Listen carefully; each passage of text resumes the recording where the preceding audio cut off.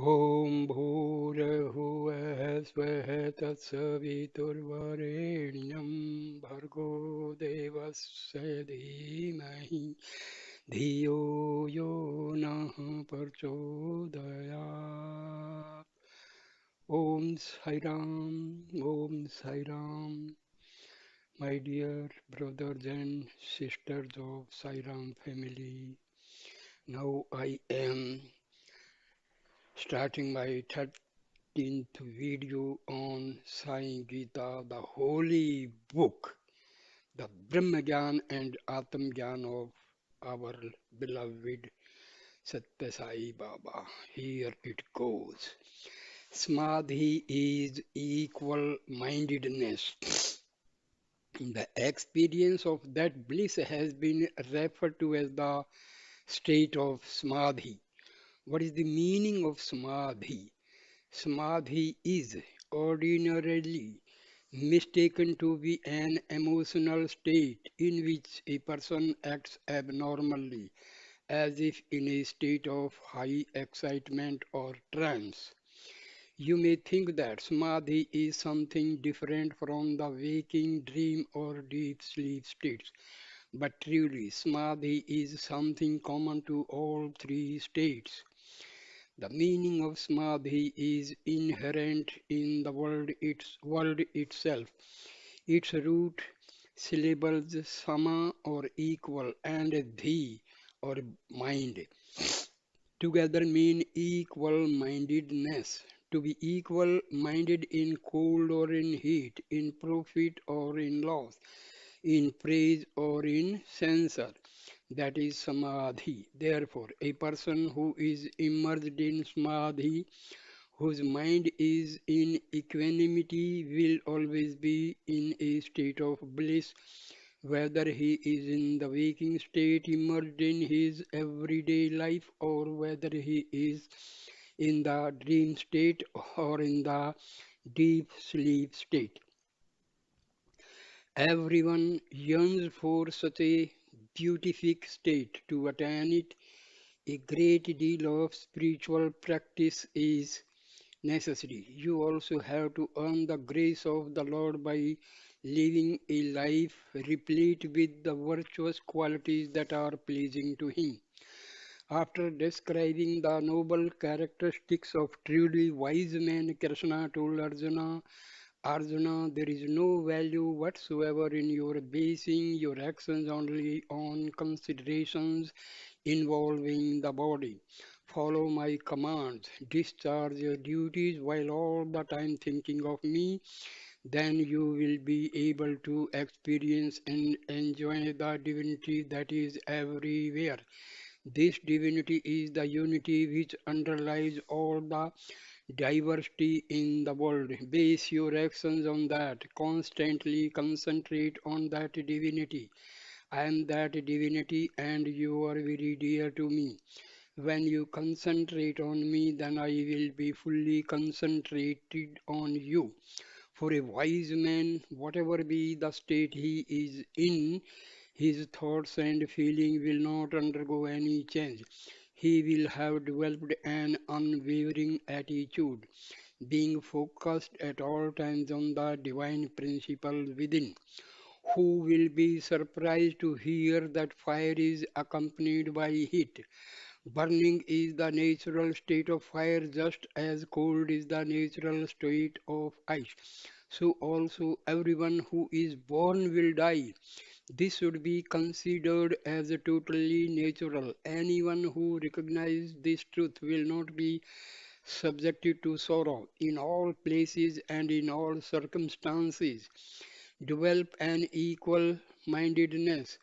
Whatever happens, always keep your mind firmly fixed on the divinity, which is your true self. In order to develop this ability to think of the Atma, your divine nature in all places and at all times, you will have to gain a deep understanding of the characteristics of the three worlds, the physical, the mental, and the causal. In the evening, you take your food and shortly afterwards you go to bed. Soon after that you are asleep and get a number of dreams. Many things happen to you in your dreams, but after getting up, nothing remains of the dream state. In the waking state, you engage in many different activities and have numerous experiences. But then later on, when you go back to sleep again, all these activities of the waking state are superseded by the events in the dream state. We see that so many changes come about in just 24 hours. You are alone, or you alone are true. There are a number of striking differences in your experiences of the dream state and those of the waking state. Considering this, what should you believe and what should you not believe? You may ask which is true, which is not true. Am I the one who experiences all these various happenings in the waking state, or am I the one who experiences all those other happenings in the dream state? The wisdom teachings give the answer. You are neither this nor that. You are not the one experiencing this waking state, nor are you the one experiencing the dream state, nor are you the one asleep in the deep sleep state. You are transcend all these. You transcend all these. You are the transcendental reality itself. That which you think exists really does not exist.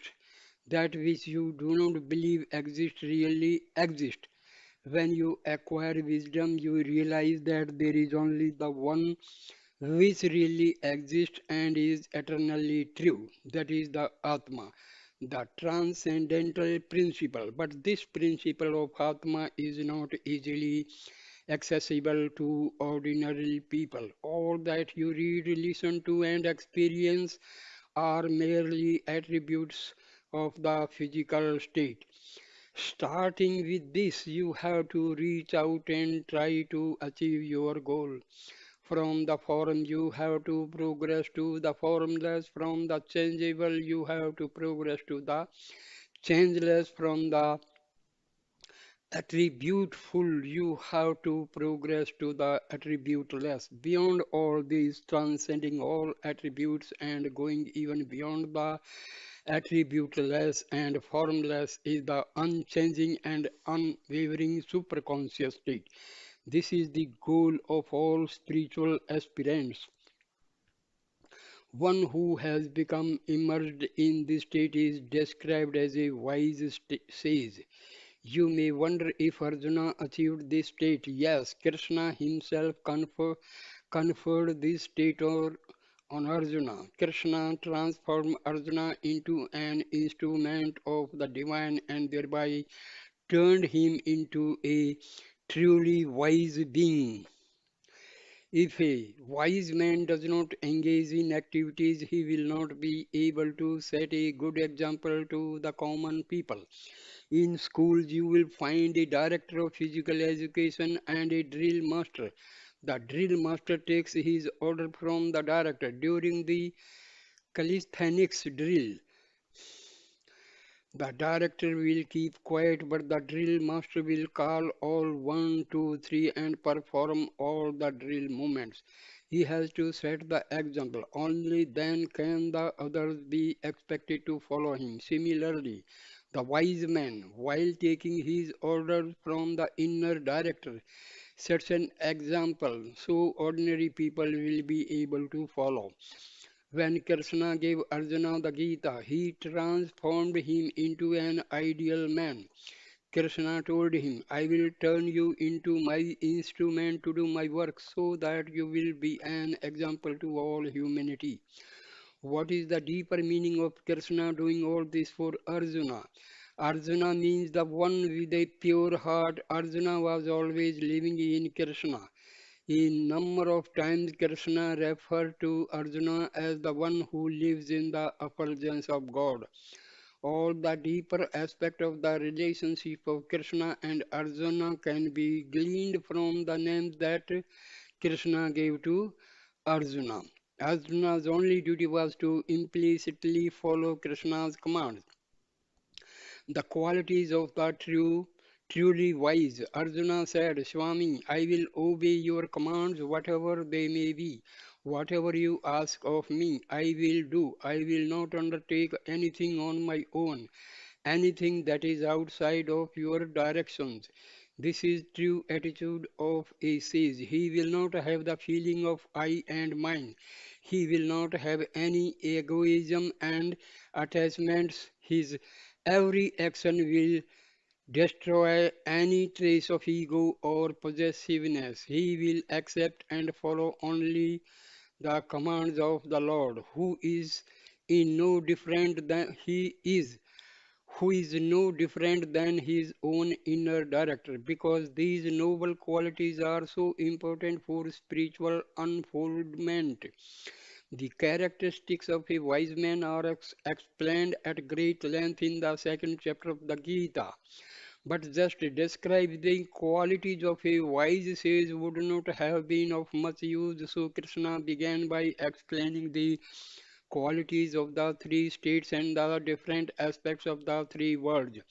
Arjuna had the intellectual capacity to grasp the true significance of this. After being given the vision of the cosmic form of the Lord, he immediately understood its deeper meaning. He realized that it meant the union between the physical, the mental, and the causal.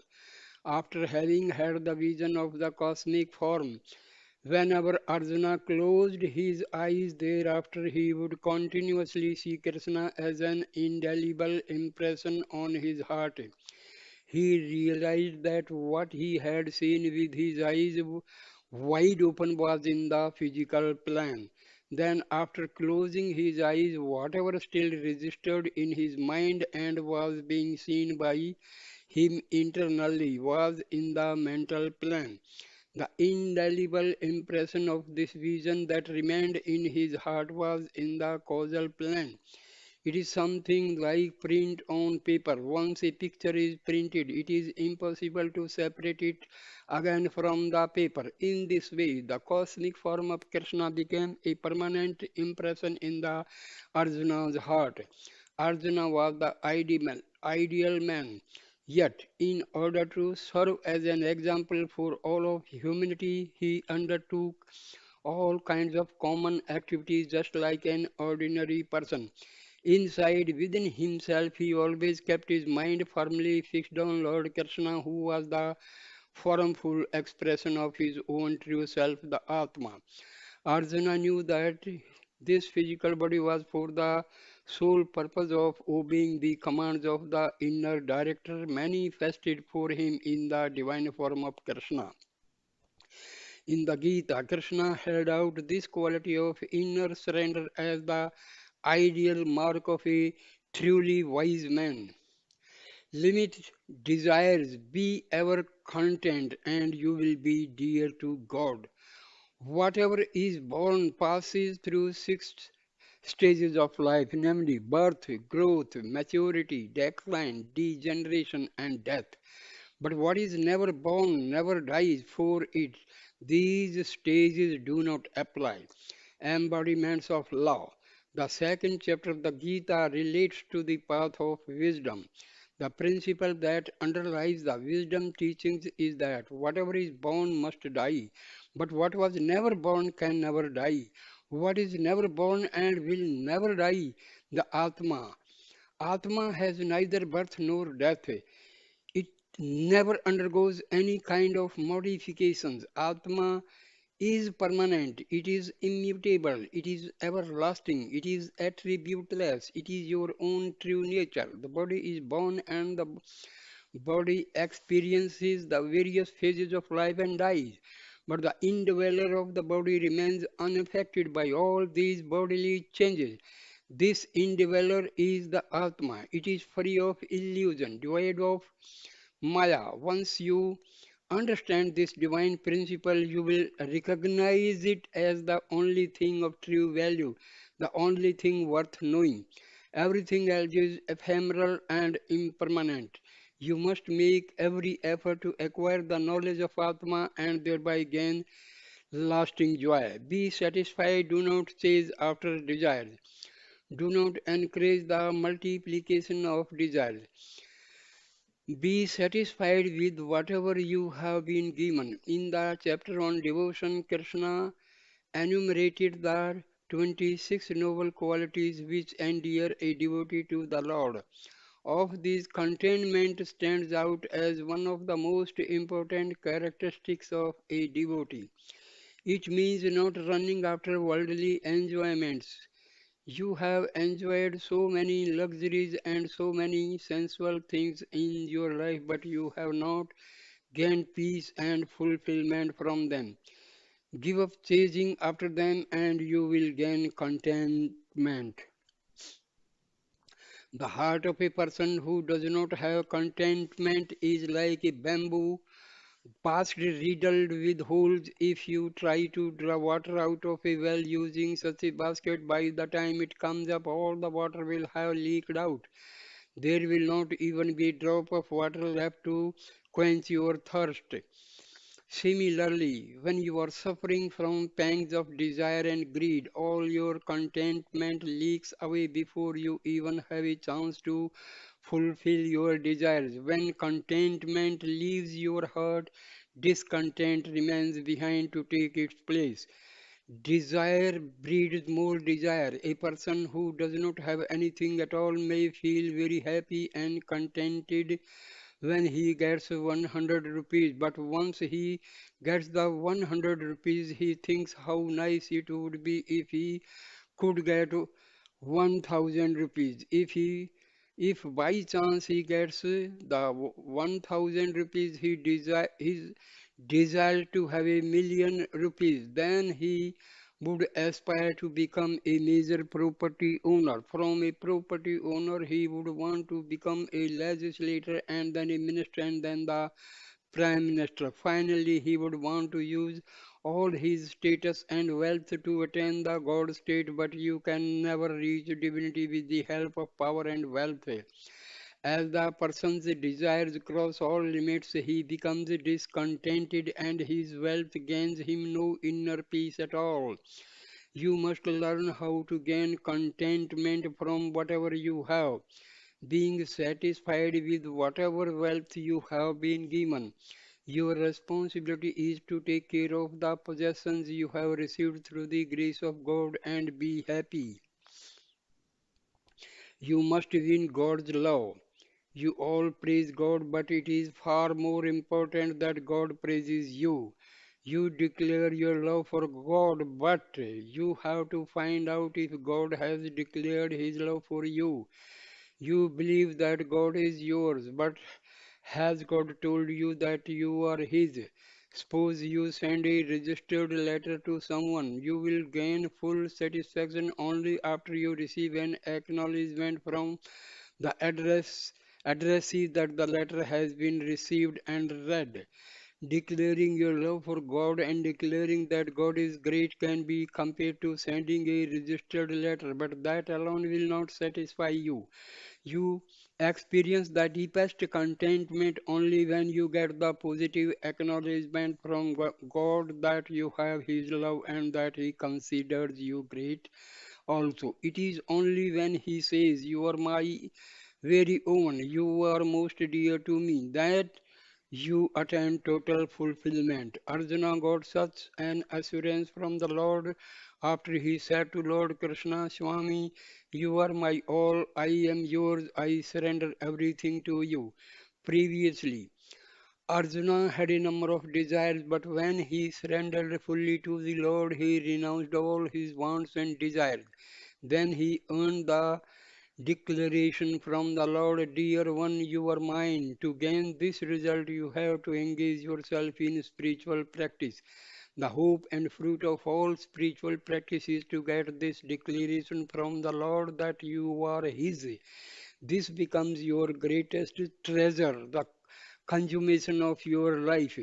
Even if you are highly educated, even if you occupy a very high position in life, even if you are very wealthy, whatever be your station in life, when you go abroad, you must have a passport to travel in a foreign land. A person may say, I am highly educated, I am very wealthy, I have vast and land holdings, I would like to have a passport, but just by saying that he will not get the passport.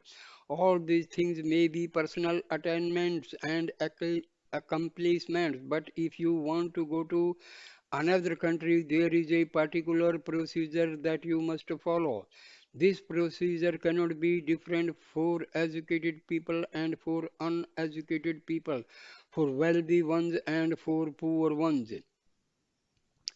Even in such a small thing as going somewhere by bus or train or plane, no one will carry to know your position and accomplishments. As long as you have a ticket with you, no one will ask you if you are a wealthy person or an educated one and what position you are holding. They will be satisfied to know that you have a ticket and they will take you to your destination. If you do not have the ticket, you will be left behind no matter what your cre- credentials are. In the same way, if you want to gain entry into the kingdom of liberation, you need to have the grace of God that is required for entry. The grace of God is your passport, but even a passport is not enough. If you merely have a passport, then there may still be some objections and problems. You should also have a visa that gives the right to enter your place of destination. In addition to the grace of God, you must also have the merit of your spiritual efforts and yearnings. The giver may be ready to give the gift, but the receiver must also be ready to receive it. God is prepared to give, but you must have the capacity to receive. Through your surrender and spiritual efforts, you become ready to receive God's grace. Therefore, to enter into the kingdom of liberation, you must have God's love and you must also have the merit of your own spiritual efforts. When these two come together, you will be able to gain liberation. Contentment is the real wealth. The Gita taught that if you want to enter the kingdom of liberation, there are 26 noble qualities that you should acquire. But truly, it is enough if you have gained just one virtuous quality. That will be sufficient to quality you for entry. All of the virtuous qualities given in the Gita chapter on devotion, one of the most important is contentment. Only the one who has contentment can be considered great.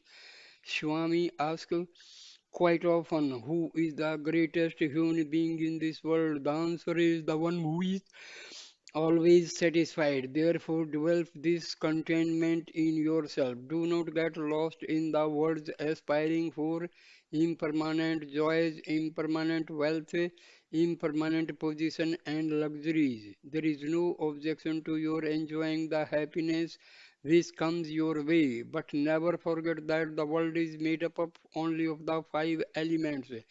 It has no eternal value. Your body also consists only of the five elements. As long as you consider this world real, you will tend to have attachments to the body and to a given place. It is best if you do not waste your time caught up with these attachments. Instead, always remember the goal. Here is a small example. There was a wealthy man who had traveled the world over. He resolved to build a palatial mansion without equal anywhere. It was to be a house of such extraordinary grandeur that it would be beyond the imagination of anyone. He resolved to construct this unique structure even if it cost him tens of millions of rupees. A number of engineers and architects were called from various countries for this purpose.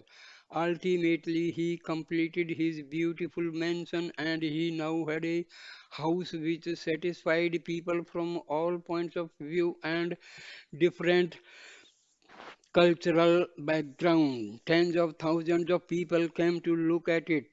These points of view and different cultural ground. Tens of thousands of people came to look at it. This wealthy man made all the arrangements for a grand inauguration of his unique place. Before the inauguration, he called a number of experts and asked them, "Do you find any defects, any faults in this building anywhere, even in the smallest details?" They could find none. It seemed to be perfect. He invited all kinds of people to the function, including many wealthy citizens and high officials. He also invited great sages to gain their blessings. Among the invited guests, there were a number of truly wise men. All elaborate arrangements were made for their stay. After they were assembled, he prayed to them, "I humbly ask you to let me know if there are any defects, any shortcomings in this structure." The engineers who had constructed the buildings echoed his sentiments and also asked the assembled crowd, "Who can come forward and just point out a single flaw in this beautiful building? We feel that it is absolutely flawless and magnificent. It is totally unique and modern, perfect in every detail." At this point, a yogi who was standing in the corner stepped out and addressed the wealthy man who was hosting the fair. The yogi said, "Esteemed sir, I see two major flaws in this building." All the people assembled there were greatly surprised. The engineer and architects were shocked. Everyone was most curious to know what these defects were. The wealthy man whose house it was folded his hands in supplication and said to the great sage, "Swami, please tell me what these defects are, what you have spotted. Everyone is anxiously waiting your answer." The yogi said, "O rich man, these are faults for which you are not to blame, nor your engineers or architects or workmen. These defects are not within your reach or anyone else's to correct. One defect is that with the passage of time, this building and everything that is now standing here will fall down and be reduced to rubble. This is a defect that cannot be changed. The second failing is that the person who built this structure will also perish and be forgotten. These two cannot be changed, even though these conclusions may be delayed for a short period of time. They will both come to pass. Not realizing this truth, you think that you have accomplished something flawless and great, that your achievements will be permanent, but it is not so. These defects that I have mentioned will always prevail in the end. Such is the state of affairs for people who forget and think that they or their works or reputation will be permanent. Only when you keep your focus on the Atma will you be filled with contentment and unending joy and bliss. When you have such everlasting peace and contentment, you will be established in a mansion that can never perish. For then you are abiding in the Atma, your unchanging permanent self. It alone has lasting value. There is nothing that can be compared with that dwelling place. Unlike the mansions you find in the world, it is perfect and permanent, free from all defects. Therefore, you have to recognize the truth that in this mundane world everything is impermanent. Keep your sight and concentration on the permanent Atma. Constantly engage yourself in spiritual practice in order to achieve this inner vision and remain ever contented, undisturbed by worldly affairs. Atma is never born, Atma never dies. To dispel Arjun's confusion about his outer role and his true identity, Krishna said, "Arjuna, you are disturbed because you think you are going to kill some people. You have lost sight of the truth that underlies all beings.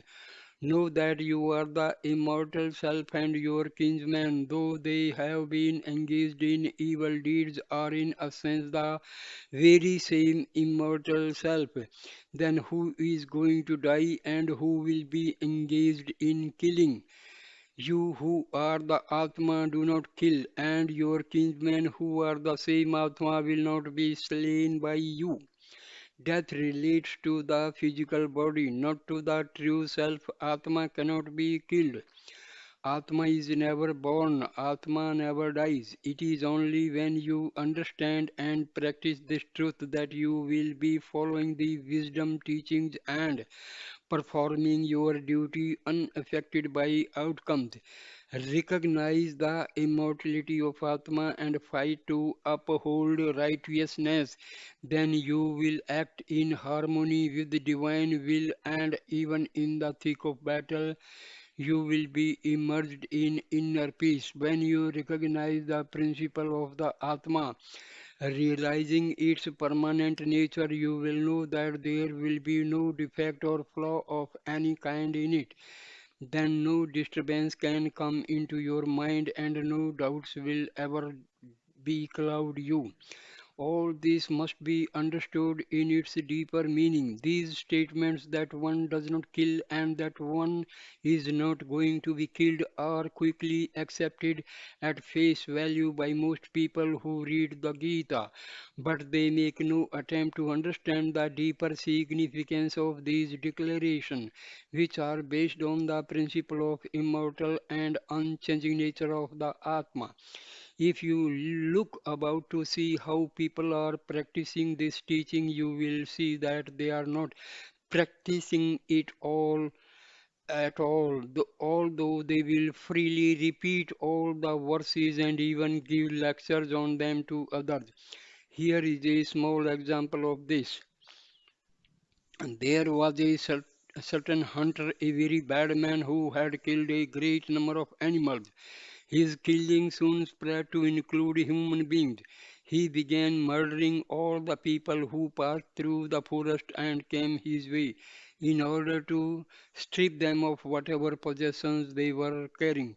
When he was caught and convicted, the judges decided to sentence him to death by hanging as punishment for all the horrible crimes he had committed. It was announced that the judgment would be read in court the next day. When he was led into court for sentencing, this criminal brought with him a copy of the Gita which he kept in his pocket. The judge declared that by 7 o'clock the following morning he would be hanged. But now, quite boldly, the criminal spoke up, declaring, "Sir, why are you inflicting such a drastic punishment on me?" The judge replied, "This sentence is being given because you have murdered so many innocent people." All this point, the convict took out the Gita from his pocket. At this point, the convict took out the Gita from his pocket. He showed it to the judge and said, "According to this holy scripture, sir, I am neither the killer of those people nor have they been killed." And he brazenly added, "How can you deny these statements made by God Himself?" Well, the judge was equal in cleverness to this man.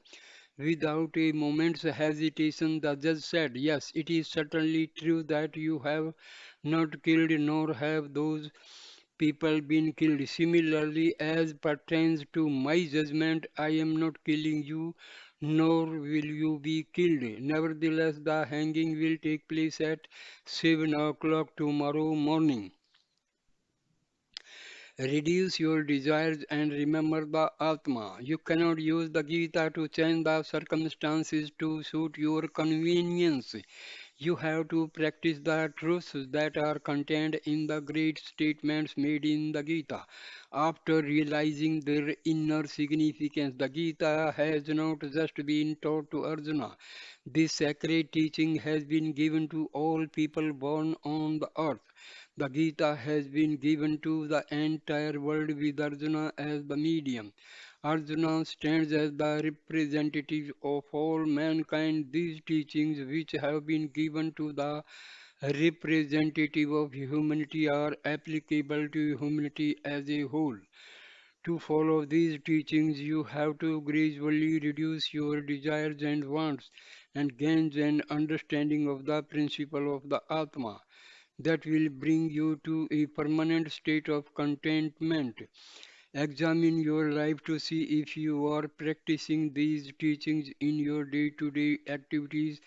Just by memorizing the 700 verses of the Gita, you will not be able to experience the great truths that are hidden there. These deeper truths will reveal themselves in the circumstances of your daily life.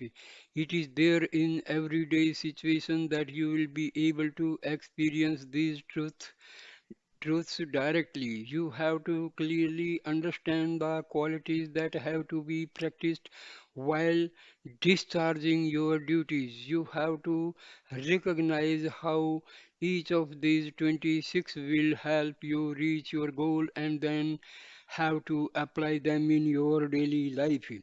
Therefore, keep your desires and your greed under control and be ever content. This will earn for you the love of God. Your profession of love for God is not enough. That you love God is not of much use unless you get His love directed towards you. You have to learn how to earn His love and grace. There is no point in shouting and saying that God is yours. You have to aspire to hear from God the declaration that you are His. That is the most important thing you must achieve in this life. From this moment on, from this moment on, develop the sacred qualities which will evoke this priceless declaration of love from the Lord and thereby sanctify your life. Patience and forbearance, the heart of spiritual practice. Of all the noble characteristics that a devotee must possess, none is more vital than forbearance. When you have forbearance, you shine with a peaceful, forgiving quality that remains undisturbed under all circumstances. When you have forbearance, then no matter how others treat you, whether they are caring and friendly or whether they are hostile or indifferent towards you, you will feel only love towards them. Embodiments of love. Forbearance is the heart of all spiritual practice. It is the one quality which all spiritual aspirants must achieve in their lifetime. For the truly wise, for the great sages and great souls, forbearance is their very splendor, their penance, their sacrifice, their righteousness. It is their wisdom, their immeasurable love. Forbearance is the essence of their non-violence, their compassion, their depth of happiness. Forbearance is the very mark of all great beings. Truly, forbearance is something. Without forbearance, it is not possible to realize the truth of the Atma, to manifest the everlasting and ever luminous divine presence that shines undiminishably within you. Realize the Atma through your direct experience. As long as you think that your body is real and your divinity is not real, you will not understand the principle of Atma. And as long as you identify yourself with your body and not with your essential truth, your real self, you will not be able to gain the direct experience of your indwelling divinity. The Atma has been spoken of in many ways, but you can comprehend it only through your direct experience. Someone may describe the exquisite sweetness of mango nectar to you in elaborate detail and with great enthusiasm, but unless you have tasted the nectar and experienced it directly, you will not be able to appreciate its unique sweetness. When the nectar is on your tongue and you delight in its taste, then you understand understand what is meant by its sweetness. Similarly, unless you seek the direct experience of the Lord, unless you engage in spiritual practices and develop the noble qualities that are dear to the Lord, you will never be able to savor the divine sweetness arising from the Atma. What is the way to immortality? It is the removal of immortality. Swami has often spoken of this. Only when you remove the immortality within you will you be able to gain immortality. When you remove the weaknesses such as jealousy, hatred, anger, pride, and all the other evils which have obscured your truth, then you will be able to enjoy the strength of the unchanging presence of divinity inside you. It is when you embody at least one or two of the 26 virtues which have been mentioned in the Gita, when you understand their deeper meaning, practice them and make them part of your daily life, then it will become possible for you to realize the immortal nature of the Atma. Of the many virtuous qualities that a devotee can develop, forbearance is at the heart of. We gain forbearance through difficult circumstances. Forbearance cannot be learned by studying books. It cannot even be acquired by the teachings of a guru. It is not something which can be purchased in the bazaar. It is only by faithfully sticking to your spiritual practice when you are under trying circumstances that you will be able to acquire forbearance. It is when you are under test in situations which are full of problems and difficulties that the cultivation of forbearance takes place. Under those trying circumstances, weaknesses which are hidden within you will show their ugly heads.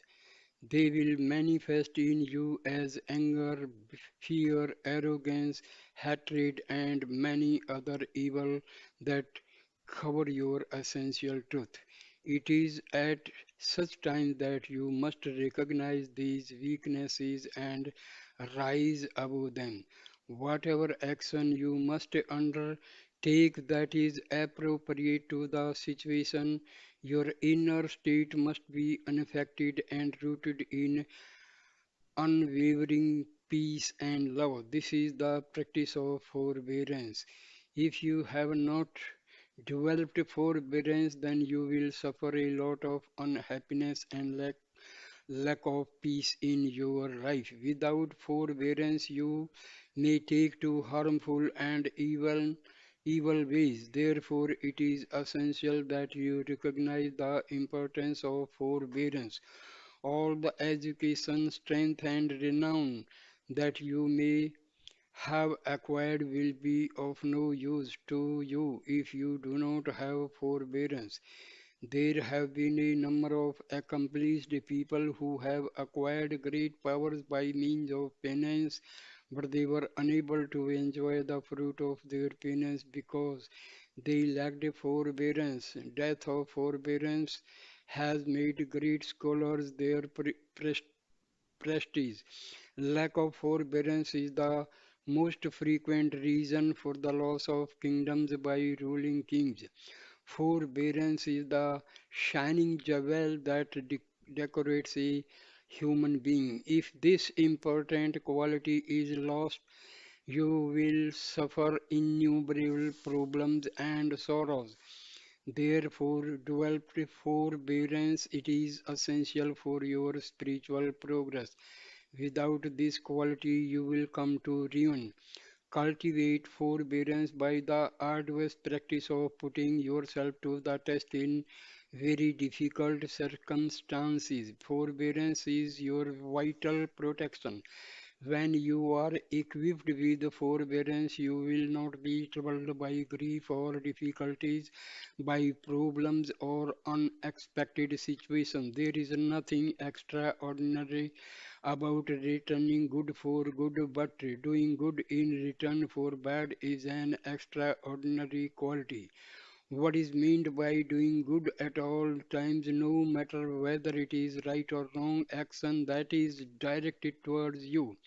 When you are established in your essential truth, when you are in touch with your reality, you cannot but give the proper response under all circumstances, and it will come from the infinite reservoir of goodness and love, which is your unchanging nature. The practice of such a virtue requires a great deal of skills and courage and a deep commitment to the essential truth of the one divinity present in all hearts.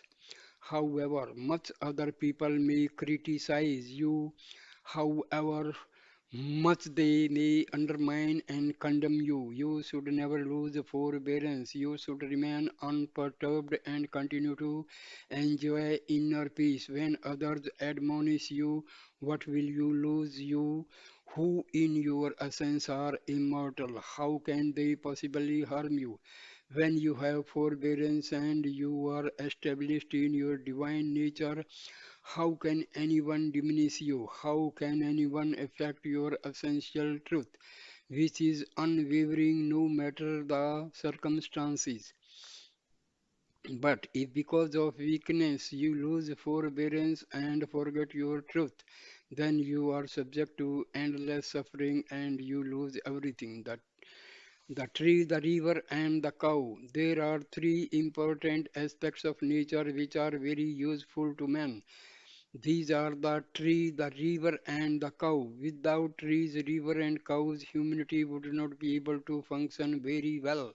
Whatever violence is done to a tree, however much trouble is given to it by cutting its branches and taking some of its wood, the tree continues to give protection from rain and sun to any person who takes shelter under it, and it will try to continue to give that person joy. The trees have been doing good for people by giving fruit, flowers, and fuel, even though in return people may have been doing harm to them. In the case of rivers, however much the rivers are polluted by people in whatever way people may use and abuse them, and without showing any gratitude towards them, they will still continue to serve humanity by bringing the fresh waters from the clear mountain sides. And even as the rivers serve, all their concentration is on reaching the ocean, which is their home and goal. The waters of rivers give life to humanity. Whether you put their pristine waters to good use or bad, the rivers do not mind. They will continue to serve as they return home to their ultimate source. Then there are the cows who denied milk to their own cows in order to provide milk for humanity. They freely give such a fine and nourishing food to mankind. Whatever troubles you might give a cow, it will always give you sweet milk, not bitter milk. So cows also have been doing only good for humanity, whereas humanity may be giving all kinds of troubles to cows. Man may beat or encase them, they may starve them or abuse them, but cows retain their peaceful inner disposition and continue serve under all circumstances. These, therefore, the tree, the river, and the cows are good example of this sterling quality of forbearance. There are times when you should withhold forbearance, but sometimes the outward signs of forbearance must be tempted to provide the appropriate response to a particular situation. Although at all times you should have forbearance deeply ingrained in your heart. You should not go on displaying it under all circumstances that come up in the world. Then, practicing forbearance, you must carefully examine the conditions that apply and apply discrimination. It is well known in Indian history that a vicious invader threatened the northern kingdom and gave a lot of trouble to its good king. This merciless assailant invaded the country 17 times. Whenever he came, he caused widespread destruction in the country and took away a great deal of wealth. He put the entire populace through innumerable difficulties and losses. In spite of this, when the kingdom's ruler caught his enemy, he excused him and allowed him to return to his own country. Because of his generous heart, the good king, lacking in proper discrimination, forgave his ruthless foe. Whenever the king vanquished his foe and the defeated villain asked for pardon and protection, the good king excused him and sent him back home without inflicting any punishment. But the heartless invader did not show any gratitude at all.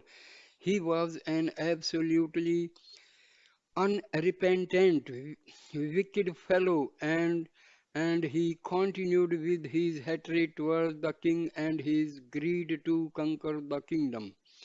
The moment the invader was freed and back in his own country, he invaded again and again. Finally, through deceit, he succeeded in catching hold of the good king. Mercilessly, he put out the king's eye to people who are ungrateful like that, who are vengeful like snakes. You should not display forbearance. You need to use discrimination and respond appropriately.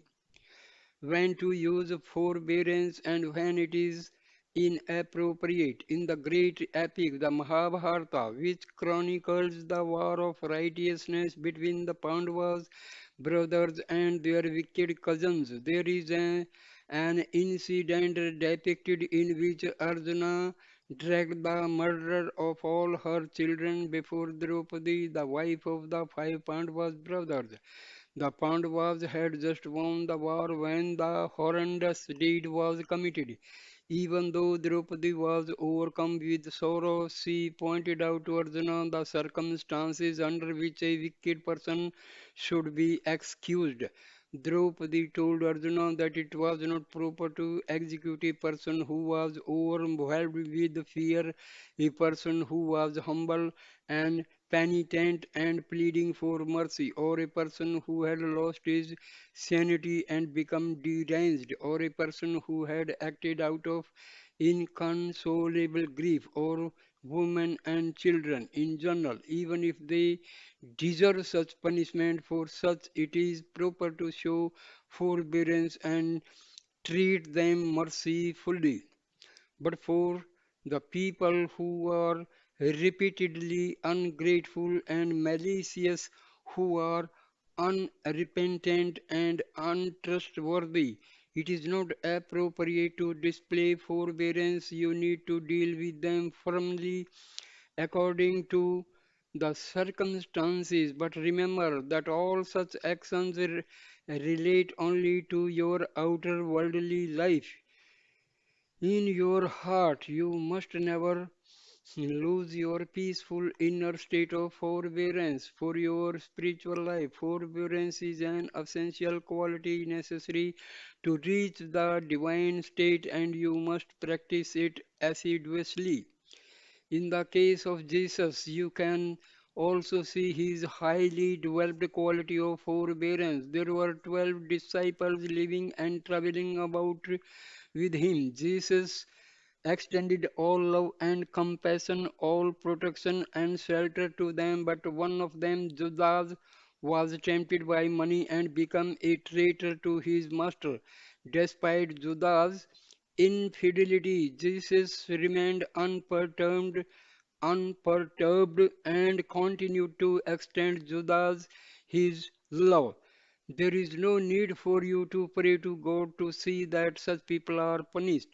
As was the case with Judas, Their own acts will bring them to ruin. Whatever wicked actions a person commits, the fruits of those actions will have to be borne by him alone. No one can escape the fruits of his own actions. You may not be able to predict when and under what circumstances he will suffer the consequences, but the suffering is certain to come sometime. In both great Indian epics, the Ramana and the Mahabharata, there are a number of instances depicted which show how people suffered in the end when they did not practice forbearance. Consider the great suffering the five Pandavas brothers underwent, having to go to the forest and live on roots and leaves because of the hasty action of the eldest brother Dharmaraja in accepting a challenge to play a game of dice. Dharmaraja, as the king, felt it his righteous duty to respond to the challenge, and although he knew the game was rigged against him, he was in such a hurry to defend his honor that he ignored the instructions given by Krishna and the advice given by his brothers. With a determination to be true to his principles, he hastened into the gambling game and had to suffer the consequences. As a result, he and his brothers lost their kingdom and were banished to the forest for 14 years, undergoing untold deprivations and difficulties. It is only because of Dharmaraja's haste and lack of forbearance that all these consequences occurred. You even find that a great soul like Rama at times did not have sufficient patience. At the end of Ramayana, there is the incident in which Rama, after hearing the criticism and comments of one worthless washerman, immediately decided to banish Sita from the kingdom. Afterwards, he suffered great pangs of separation. But Rama was the avatar of his age, the embodiment of all the divine principles. In the case of the divinity, there will always be some deeper meaning and significance to the avatar's actions. Still, when you try to understand Rama's actions in a worldly sense, you can see that because of losing patience, Rama banished Sita and then had to suffer afterwards. Of course, when people only who do only good and live only for the welfare of others experience various troubles, they will suffer their problems graciously. In this way, they act as an example and teach the value of patience and forbearance when undergoing hardships in the world. Undue haste and delay are too extreme to be avoided. The qualities of patience and forbearance must be used with great discrimination depending on the circumstances and conditions. There are circumstances when you are justified in acting quickly. You must always think ahead and be aware of the circumstances of what you do. Under certain conditions, exercising unrestrained forbearance may lead to great troubles later on. Under most circumstances, haste creates problems. But if you are unduly slow, it may also lead to problems. It is said that undue delay can turn nectar into poison. Slowness and haste are too extreme. On the one hand, if you are hasty, your actions may be fatal. But if you delay too long, they may also be poisonous. So you must use your discrimination power and exercise patience to the degree appropriate to the circumstances. If first aid must be given immediately, or if you are attending to a person who is very sick and is likely to lose his life in a few minutes, if medicine is not given, then you must act quickly. In such situations, there must be no delay. Delay would be poisonous, and you must act fast and do the proper thing. There are also circumstances when you are faced with people who are wicked and who are pursuing harmful ways, then it may be necessary for you to warn them and correct them or otherwise deal with the situation. In such a case, appearing to lose patience may be your best recourse. Frequently, all that is necessary is just to change the sound of your voice a little. It does not mean that you have lost your inner quality of forbearance. Even if you elevate your voice and appear to be angry, you can still maintain the sacredness of your heart and not lose your peace inside. To adhere to truth is the same as practicing forbearance. The follow, by following the path of truth, you will be naturally practicing forbearance. In all circumstances, always stick to the path of truth. But sometimes you may have to change the tone of your voice and the volume of your speech in a way that will deal appropriately with a difficult situation. There is a well-known story in the Mahabharata. Aswathama, the son of the teacher of both the Pandavas and their wicked cousins, and one of the three remaining warriors on the opposite side had taken a solemn and powerful oath on the last night of the war that he would use all his strength and accumulated power of penance to destroy the Pandavas' brothers before the sun rose the following morning. Krishna, of course, knew of Aswasthama's murderous resolve and also knew of Aswasthama's considerable wealth of spiritual prowess to carry it out. Therefore, Krishna, out of his deep love for the Pandavas, took steps to protect them. It was getting close to midnight, and Aswatthama had been unable to find the Pandavas. Krishna knew that Aswatthama would go to the well-knowing sage Durvasa and ask him where the Pandavas were. Now, a great sage like Durvasa would never tell a lie. He was well known for his anger, but his anger was used only to protest, to protect righteousness and to quench the fires of wickedness and evil. Even in his anger, he would stick to the truth, but oftentimes he would change the volume and sound of his voice as he was declare the truth. You may have to raise your voice a little to tell the truth. On this particular evening, Krishna went to see Durvasa. Durvasa was supremely happy to receive Krishna. Durvasa told Krishna how greatly blessed he felt to be honored by the Lord's visit. He asked Krishna, Swami, please tell me what is the purpose of your visit. Krishna replied, Durvasa, I need your help. In his heart of hearts, Durvasa was overjoyed that Krishna, who was the protector and master of all the worlds, had approached him for a help. But even for this, there is a limit. Durvasa, who was extremely intelligent and who knew all things, said to Krishna, Swami, I am prepared to give you any help you ask for, but I am not prepared to tell a lie. Krishna told Durvasa, I am the indweller in the heart of all beings. I am born again and again to protect dharma, to safeguard righteousness. How could I ever ask you to utter a lie? Dharma means right conduct, its very basis is truth. Certainly, I would never ask you to tell a lie. Durvasa replied, in that case, I am ready to do whatever you say. What is your plan? Swami, I will implement it. Krishna asked that a deep pit be dug which could hold 5 people. Krishna then told the Pandavas to get into that pit. Wooden planks were put over the pit to cover it completely. A rug was put over those planks and then Durvasa's chair was put on top of the rug. Krishna asked Durvasa to sit on the chair. He told Durvasa, Ashwasthama will come and ask you where the Pandavas are. You must tell the truth, but in telling the truth, you might just change the sound of your voice a little. As was predicted by Krishna, Ashwasthama came.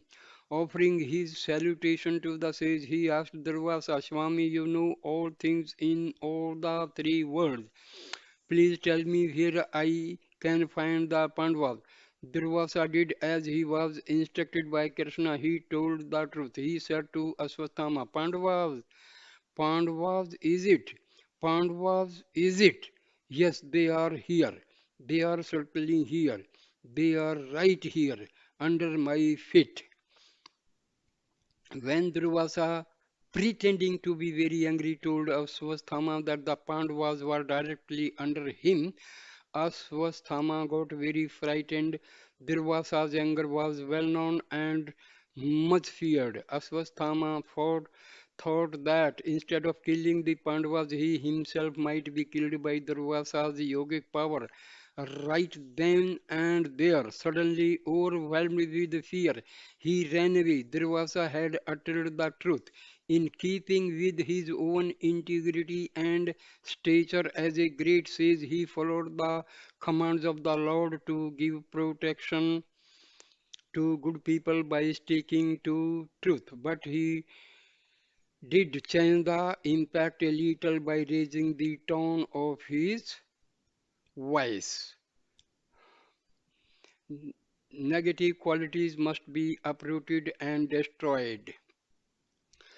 Okay, I end the video here. Thank you, dear. Thank you. Please subscribe my channel and comment, like, and share the video. Thank you, Sairam. Thank you. Thank you, Sairam.